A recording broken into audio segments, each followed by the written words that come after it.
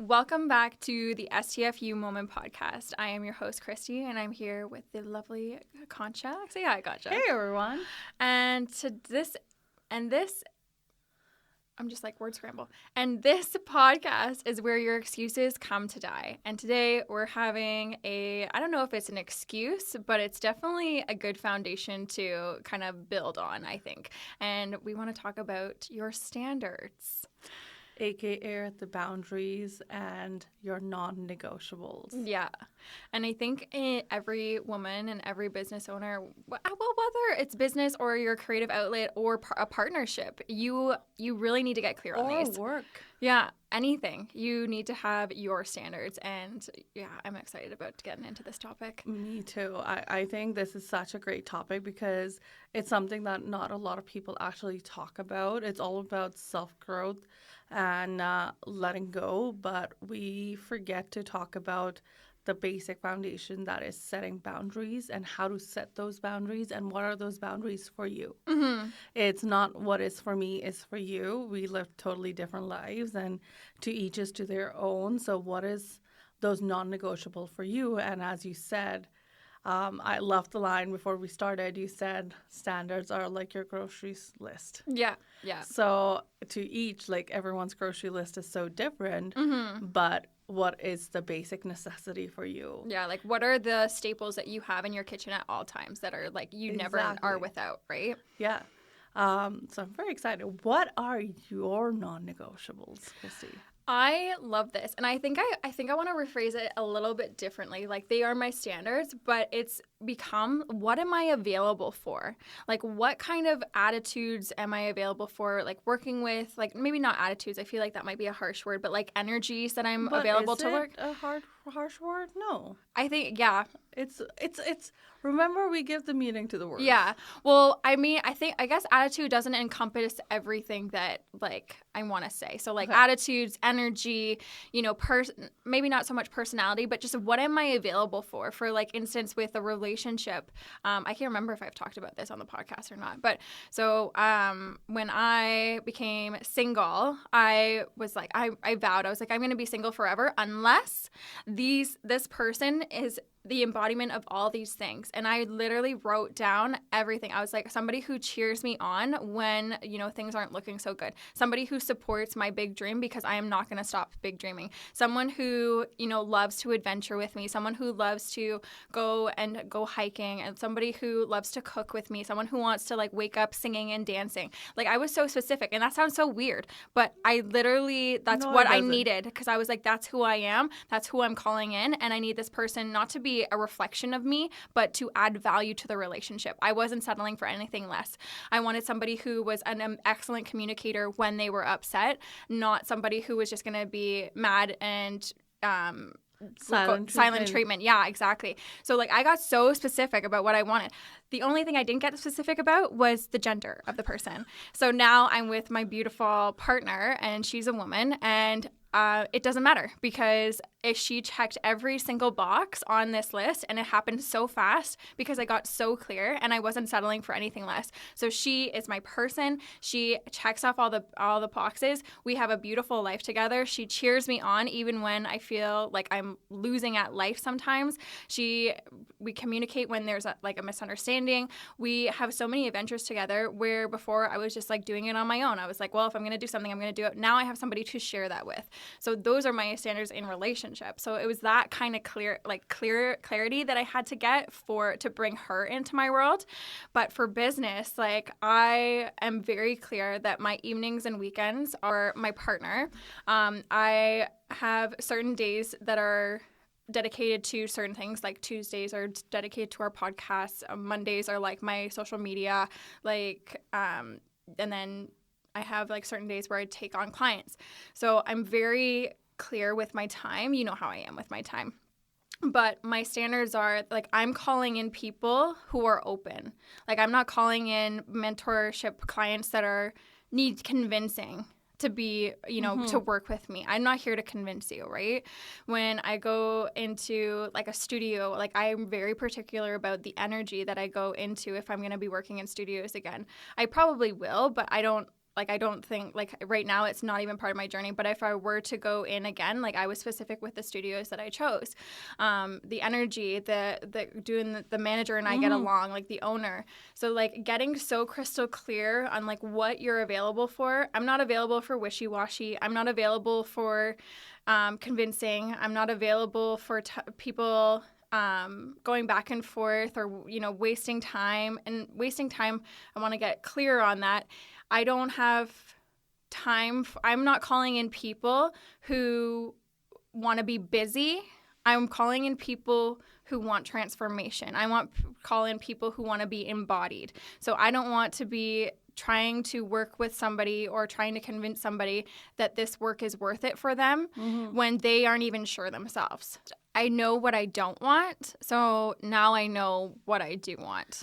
I just have to quickly say something. As I'm growing older, right, I'm learning that it's important to be clear on what you don't want. Yeah. Then what do you want in your life? Because wants change every time. Right. But the non-negotiable of not wanting something and being so specific about it, and it just gives you that opportunity to leave before it's too late. Right. So I think it's also very important to know what you don't want. And I also think that not the don't wants come with experience too. Like when you go into something, you're thinking, hey, this is going to be great. And then the client or the partnership or whatever it is, you're like, this isn't exactly what I signed up for. It blooms into something, and that's okay too. But then you get even more clear, right? You're like, okay, this for the next one or the next relationship or the next business venture, like I want something different.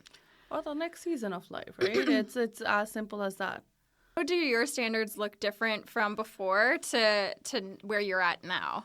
I think as we talked about, right? As you grow, and you learn from your experiences, your standards change because now you know that this is something that I don't want, and this is something that I would love to shift.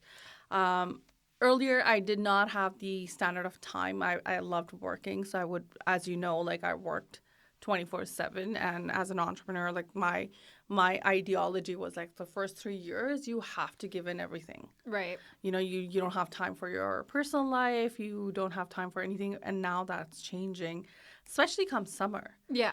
I want to be out, and you know, I'm creating those boundaries where this is the time that I work. Yeah. And I am not bending backwards. If you can fit into the schedule, that's good. If not, then if it's a Saturday and you cannot come before 6 p.m., then I'll see you on a Wednesday. Yeah. Like, I'm not going to stay for another 2 hours just because you decided at the end moment to come. If it's an emergency, that's a complete different story. Yeah. But even then, like, if it's an emergency, why aren't you going to the ER? Yeah, exactly. Right? Small example, someone called me, one of my clients, and they called me on Friday, was it? And I had to go to Caledon to watch a movie. Right.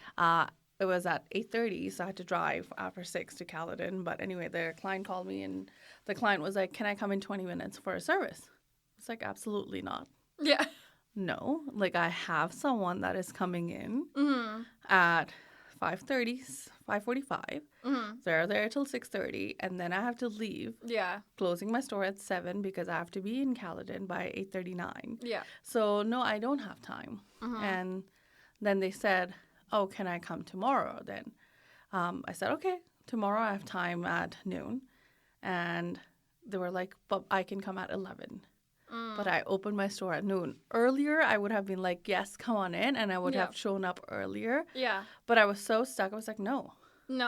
Like, I am open from 12 to 6 p.m., and you have to come in between those hours. Yeah. Because it's summer. Everyone's enjoying their summer, and I knew that I was going to come home till like 2:33 in the morning. So waking up and all of that, like that's not happening because I need to fill my own cup. Yeah. And to anyone, like I get it. Sometimes you do show up for your clients earlier, and I do for my regulars. A lot of times, if someone wants to come in earlier, I'm more than happy to come for those specific people.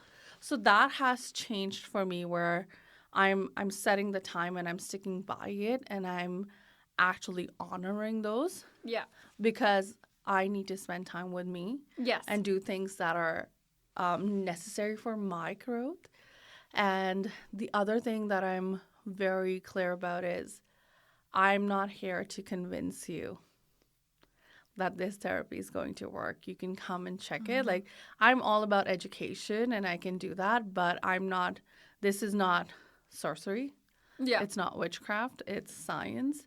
And I am here as a channel to do my work and for you to come and experience it. But I'm not going to convince you that Ayurveda is your one-stop shop or one answer for everything. Yeah. And in my relationships, I think I've gotten very clear in the recent past where if this is working, it's working. If it's not, then I'm out. I'm also a believer that everything happens for a reason. And if something is not going right, I'm someone who will always look at the brighter side, the silver lining. And I'll be like, maybe in one of my past births, my karma is being settled or a lesson that is needed to be learned.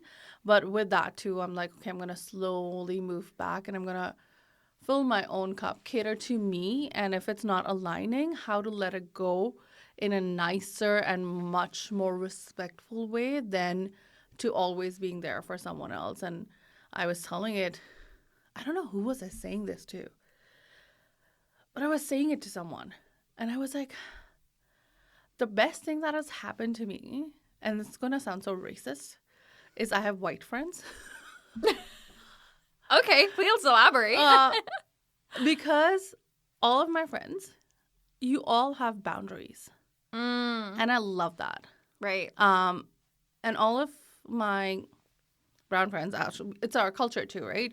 To be in each other's lives, being involved and having that say for some reason. We've been taught. But people always cross those boundaries. And now I'm like, no, you're not allowed to. But also I'm not taking everything they say to my heart. If it doesn't resonate, I'm not crying 24/7 that this person said this. I'm happier to let it go. Yeah. And slide. So those are my non-negotiables, be it for my work or for my life. It's tending to my own cup. Yeah. I think that's so important because what the standards are actually doing is like you're setting a level of self-care that wasn't there before, right? When you're the standard, the boundary, the non-negotiable, it's telling the world, it's almost like you're teaching others how to treat you and what you're available for. And this sets a precedence, right? And this is where there comes a little bit of a disconnect because you can write down your standards of what you're not available for, what you are available for, what you're bringing in. But if you don't go out in the world and reinforce those boundaries, reinstate those standards, and you're not living by them, then that's when, people kind of trample all over them. Not meaning to in a hurtful way, but just because like you've let them do that. It's almost like have you heard about this theory? Okay, it is, for example, as you were talking about it when we were talking about this whole podcast, and this is a topic that you want to talk about, you were giving me an example of if someone wants to go quit smoking and they make it a practice, they're not going to go buy a pack of cigarettes. Right. Right? It's not as easy as it is. I mean, I've been a smoker, so it's harder because that nicotine is so, like, you're addicted to it. But then there are people who just stop, like, they just stop cold turkey on cigarettes or alcohol or any of their addictions as per their wish. But I was reading upon this. So in Ayurveda, there's this term called satmya and asatmya. Okay, it's a habit. So a habit can be good and a habit can be bad, but your body gets used to it and your brain starts thinking of it as this is my reality. And there's another topic that I was reading, but the same version, which is the more you try to quit it, the more your brain finds it harder to quit. So you have to get into the habit of slowly quitting onto the things or slowly learning onto how to create and uphold those boundaries. It's a boundary and it's an identity shift, right? When you're setting standards, you're now a woman who's available for X, Y, Z. When you, and I'm going to challenge you a little bit. I always challenge you when you say things are hard because I never want to think anything's hard. And I don't believe that anything's hard. It's only as hard as I give it. No, absolutely. I'm just going to interject. Absolutely. No, that's not what I'm saying. Like, it's hard. It's the way your mind thinks. Yeah. To break a habit, it's harder because the moment, not harder, I don't think so harder is the right word. It's your body is used to a certain thing. So the more we try to quit it, the more it goes back to it. That's how the brain works. But in our way that the concept and even the other thing that I don't know, I don't remember what I was reading. I wish I did. But it was saying, like, how to train your brain. Yeah. Quit. You're actually changing your mind. So my mom, she quit so fast. She was a smoker since she was 14. I think she quit in her 40s. She smoked every day. She smoked a lot. And she decided one day that she didn't want to do this anymore. She didn't want to do the thing. She made a decision that she's not going to smoke. And then every day she chose again that she wasn't going to smoke. So what did she do? She got in the habit of doing the patches until, like, to wean off the nicotine. She made sure that she put those patches on because a lot of people are like, oh, I do it. Oh, I forgot a patch today. Oh, well, I'm smoking. All these things, right? They made the decision that she was going to quit smoking, and she made that decision every day. She didn't go out and buy smokes. She didn't have a cigarette. She went and got a patch until she didn't need it anymore, and she quit so fast. Another friend of mine, she wanted to quit. She did the same thing. She's like, I'm quitting. She's like, I'm not doing this anymore. She made the decision. She told herself it's going to be easy. So now when she wants a cigarette, instead of going and getting a smoke, she sucks through a straw, and then she did all the things, and she made the decision. She's like, I'm not buying smokes today. I'm not buying smokes today. So that's what I mean when I say, like, you're absolutely right. You need to change the habit. But you can't say I'm going to change the habit and then the next day go and have a cigarette and the next day go with it. If you're going to do the weaning off and you're going to be like, okay, instead of having 5 cigarettes today, I'm going to have 4, and then you do it that way, but you're still upholding that habit, right? Just to let you guys know that she's not mad at me. She's just very passionate about this. No, I'm not mad at you. No. Just letting you know that she's very passionate about it. I'm very passionate about, because this is what I want people to understand.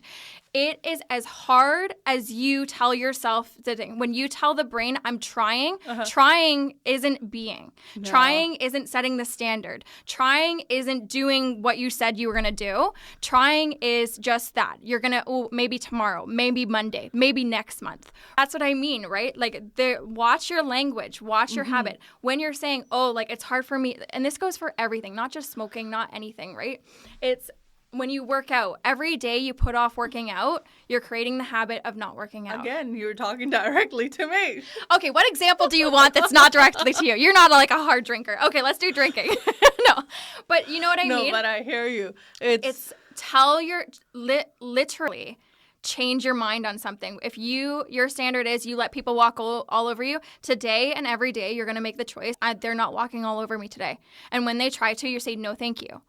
I love that, because here is a right example, right? You have to train your brain to saying that. And I've heard so many people who have just quit smoking, drinking, or whatever drug addiction it is, like, just on a whim because their mind just told them stop. They've changed the standard for their self. When you change the identity around, okay, I'm a non-smoker, what does a non-smoker do? They don't smoke. What does a non-drinker do? They don't look at the wine list. They don't go to the restaurant and order things. I'm like, I don't know. I'm a smoker. You're like, I can't envision that. What is that like?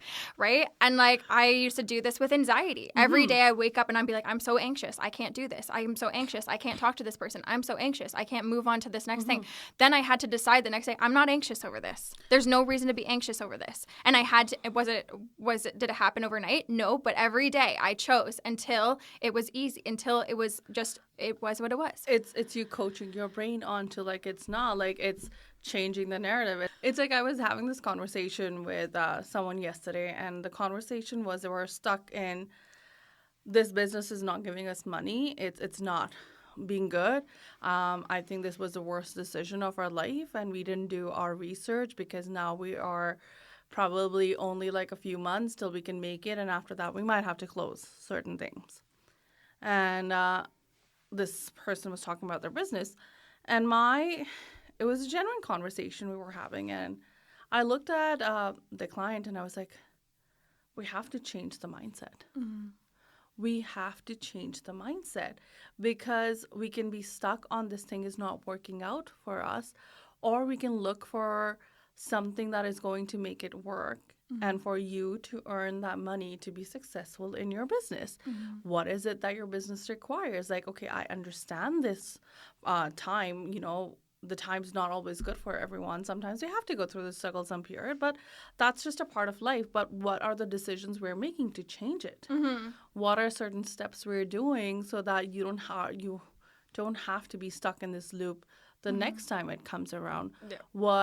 How are we changing the narrative? So that is what changed that person's mindset. Like, okay, I have to think about it. Yeah. Because it's easy to be there for everything and everyone and not tend towards yourself and not see the positivity because you don't have the standards or your non-negotiables. No. When you're serving everyone and everything, you are the only person that is not happy and content is you at the end of the day, because money is good, but money is not your soul's purpose.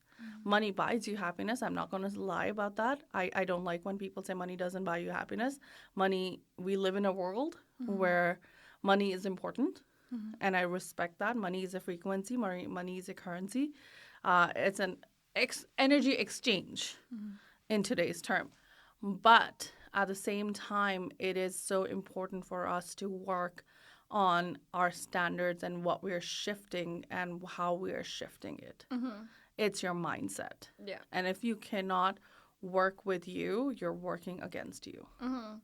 Because if you don't have your non-negotiables and you have them, but you're not sticking to them and nobody else is sticking to them because you're not sticking to them, then of course your mindset is gonna be lack in limitation. Of course your mindset's gonna go to the what ifs in the bad sense. Exactly. Right? Of course that's gonna happen because your standards at that point mean nothing to anybody, not even yourself.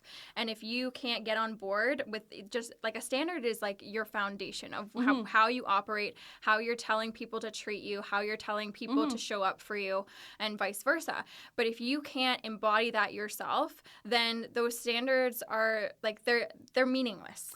It's just something written on a paper, right? Yeah.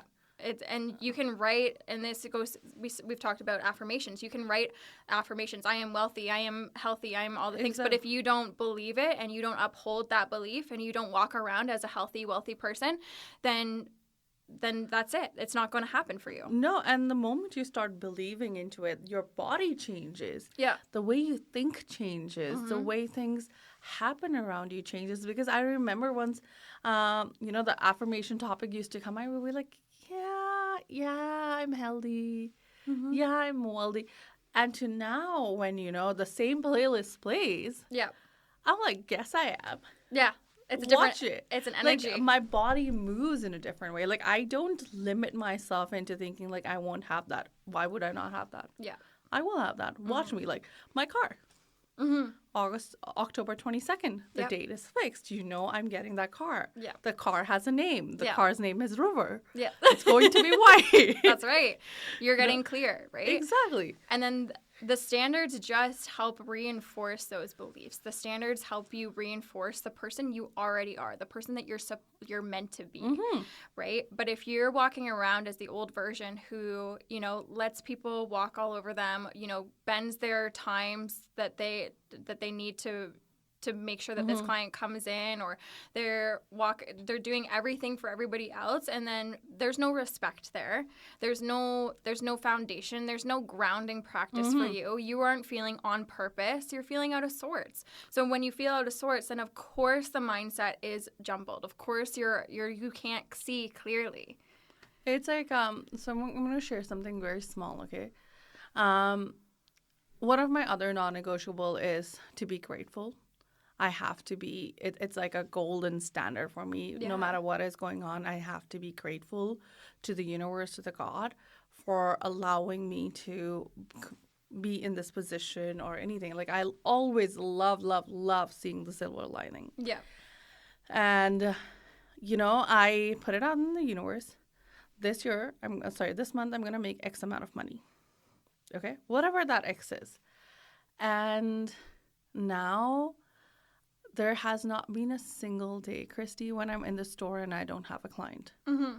Even if it is just a one client that I have, I always thankfully have one person that comes in for a service, and there is something that is happening. It doesn't have to be the whole day busy because you have to be aligned with other things. Mm-hmm. And then I remember it was Wednesday of last week, I didn't have any client, or that's what I thought, like today I don't have any client. But then I had so much work, and no, Wednesday I was sick.